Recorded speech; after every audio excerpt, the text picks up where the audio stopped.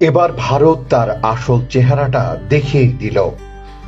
হঠাৎ করেই বন্ধ করে দিল ট্রান্সশিপমেন্ট সুবিধা। কিন্তু কেন?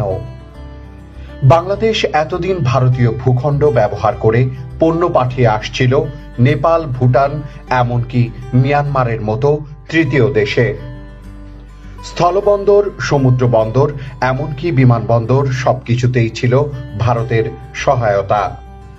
কিন্তু হঠাৎ কি এমন ঘটল যে বন্ধ করতে হলো এই সুবিধা? ভারতের যুক্তি কি? Bangladesh in 2020,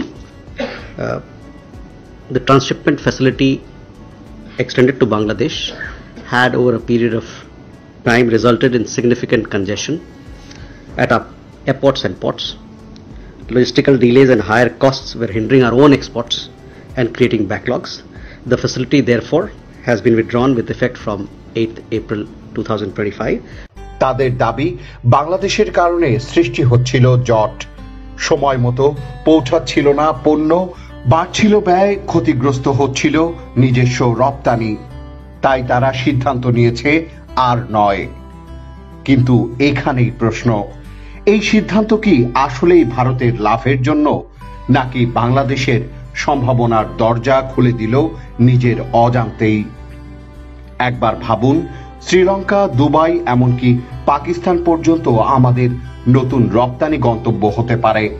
তাহলে কি ভারত আমাদের জন্য এরকম উপকারী করল?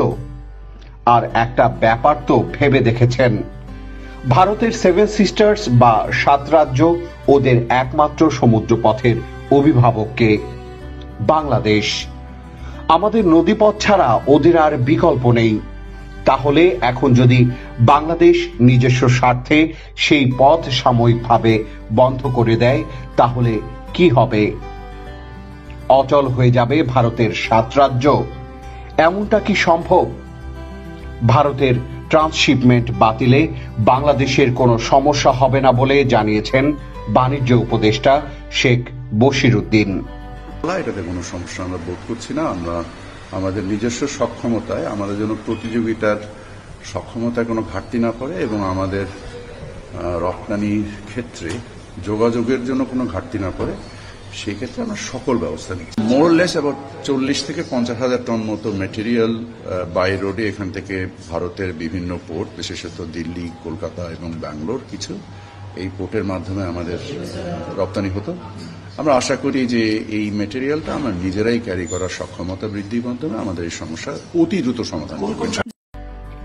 বাংলাদেশের সামনে এখন এক নতুন দিগন্ত। আমাদের তো আছে সমুদ্র বন্দর, আমাদের তো খোলা রয়েছে পৃথিবীর আরো অনেক দেশের দরজা। তাহলে কি এবার সময় এসেছে নিজেদের পথ নিজে গড়ার? একবার ভাবুন, এটা কি বাংলাদেশের জন্য সংকট নাকি সুযোগ? নতুন বিনিয়োগ, নতুন রুট, নতুন বাজার। ভারতের এই প্রতিবন্ধকতা আমাদের জন্য কি তবে এক নতুন দিগন্তের শুরু?